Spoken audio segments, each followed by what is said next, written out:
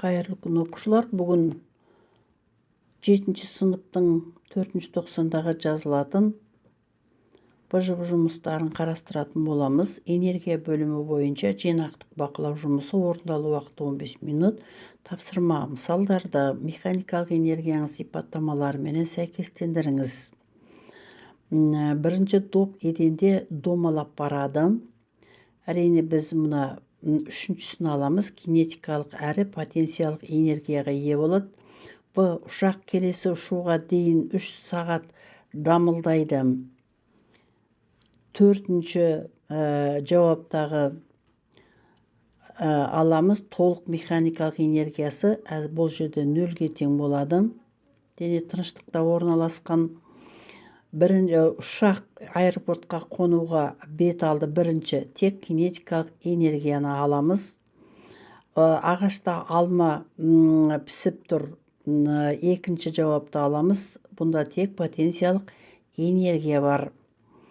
Енді келесі екінші: көлемдер бірдей темір, тығыздығы 7800 килограмм-метр куб, алюминий 2700 килограмм-метр куб және мыстан 8900 метр куб жасалынған шарлар бірдей жылдамдықпен қозғалуда. Шарлардың кинетикалық энергияларын салыстырып өсу ретіменен орналастырыңдар. Олардың жылдамдықтары 2 метр секунд болған. Көлемдер бірдей 500 сантиметр куб болған. Темір, алюминий, мыстың. Енді бірінші темір олардың кинетикалық энергиясы тең болады mv квадрат бөлу 2 формуласы бойынша. Массалары тығыздық пен көлемнің көбейтіндісі. Сондағы тығыздығы 7500 және олардың көлемі 500, оның минус 6 дәрежесі. Көбейтілген 2-ның квадраты 4, бөлінген 2 7,8 жоуль. Бұл темірдің кинетикалық энергиясы. Енді екінші mv квадрат бөлу 2 бойынша екінші дененің алюминийдің кинетикалық энергиясы. Тығыздығы 2700, көлемі 500, оның минус 6 дәрежесі. Жылдамдығы 4 бөлінген 2 2,7 жоуль. Енді соңғы мыстың кинетикалық энергиясы 8,9, оның мына жерде 10-ның 3 дәрежесі бар балалар.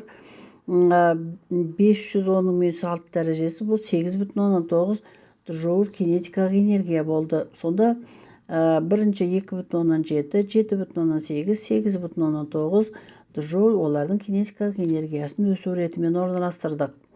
Келесі және олардың массалары 2500 грамм дене 54 км/сағат жылдамдықпен вертикаль жоғары лақтырылған. Ауаның кедергісі ескерілмейді. Бірінші дененің лақтырылған мезетте кинетикалық энергиясы. Массасы 250 граммды балалар, килограммға айландырғанда 0,25 килограмм. 54 км/сағатты метр секундқа айландырғанда 54-ті 1000-ға көбейтіп 3600-ға бөлеміз, 15 метр секунд болады. Ал қыбыжыға міндет түрді айландыру керек. Ал кинетикалық энергия mv квадрат бөлу 2 формуласы бойынша анықталады. Массаның орнына 0,25-ті, жылдамдығы 15-тің квадраты 225-ті жазамыз да 2-ке бөлеміз. 28,125 жоуль лақтырылған дененің кинетикалық энергиясы. Ал ең жоғары нүктедегі потенциялық энергиясы. Потенциялық энергия кинетикалық энергияға тең болады, өйткені энергияның айналу және сақталу заңдары бойынша. Сонда потенциялық энергиясы да 28,125 жоульға тең болды. Ең үлкен көтерілу биіктігі. Бұл жерде ең үлкен көтерілу биіктігін тапқанда потенциялық энергияның мәндерін пайдаланамыз. Тең болады mgh. Сондағы H-ты тапқан кезде энергияны mg-ға бөлеміз. Энергиямыз 28,125 жоуль болған. Масса 0,25-ті 10-ға көбейтемін. Сонда 11,125 метрге, жоуль емес, метрге көтеріледі екен.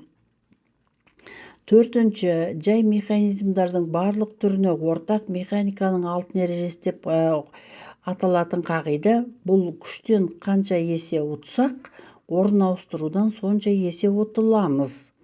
Жұмыстан ұтыс та жоқ, ұтылыс та болмайды. Бұл жай механизмнің әгіндегі механиканың алтын ережесі деп аталады балалар. Қол арбаның құрастырылуы жай механизмнің қандай түріне жатады? Бұл әрине иендікке жатады. Айналу нүктесіне дейінгі қашықтық көрсетілген, және сол дөңгелекке түсіп тұрған ауырлық күші көрсетілген. Алтыншы, қол арбаны жай механизм түріне пайдаланудың ерекшелігі неде? Міне әгіндегі ұзын болған сайын, иін ұзын болған сайын әсер ететін күш аз болады. Қол арбаға аз күш әсер етіледі. Жетінші, моменттер ережесі. Егер қозғалмайтын айналу осі бар денеге әсер ететін барлық күштер моменттерінің алгебралық қосындысы нөлге тең болса, дене тепе-теңдік күйде болады. Формуламыз F1 тең болады, F2 L2 болады. Мына жерде түсіндіруге болады. Міне қол арбаға жүк тиелген, ал айналу осі дөңгелектің өзі болып табылады. Сонда егер неғұрлым мына қол арбаның ағашы неғұрлым ұзын болатын болса, онда күштен біз соғұрлым азғантай ғана жұмсайтын боламыз. Келесі, моменттер ережесі 7-ші тапсырмамыз бойынша, егер қозғалмайтын айналу осі бар денеге әсер ететін барлық күштер моментінің алгебралық қосындысы нөлге тең болса, дене тепе-теңдік күйде болады. Бұл F1 тең болады, F2 L2 күш моменттерінің тепе-теңдік шарты болады. Суретте көлбеу жазықтық көмегіменен массасы М болатын жүкті H биіктікке көтерген. Мына көлбеу жазықтықтың бойыменен H биіктікке көтерген. Сондағы H 1,5 метр, тарту күші 40 ньютон, массасы 20 килограмм, көлбеу жазықтықтың ұзындығы 10 метр болған балалар. Бірінші, 8-ші пайдалы жұмысты анықтау керек. Пайдалы жұмысты табу үшін біз МЖH формуласын қолданамыз. Сондағы масса 20-ға тең, Ж 10-ға тең, H 1,5-ке тең. Үшеуін көбейтетін болсақ, 300 джоуль болады балалар. 300 джоуль бұл пайдалы жұмыс.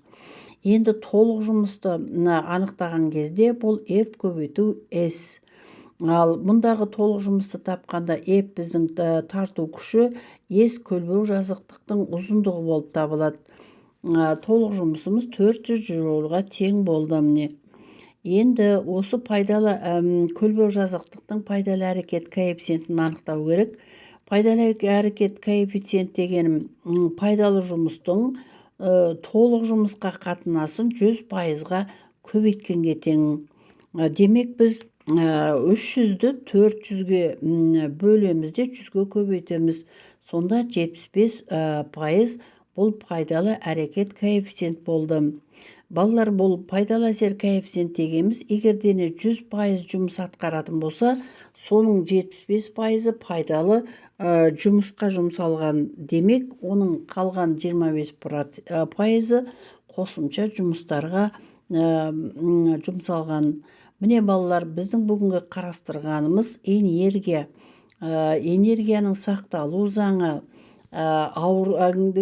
потенциялық және кинетикалық энергиялар, толық механикалық энергия туралы мәліметтер беріп өттім, және оларды қалай есептеуге болады. Энергияның сақталу заңдарын қалай қолдануға болады. Көлбеу жазықтықтың пайдалы әсер коэффициентін қалай қолдануға болады.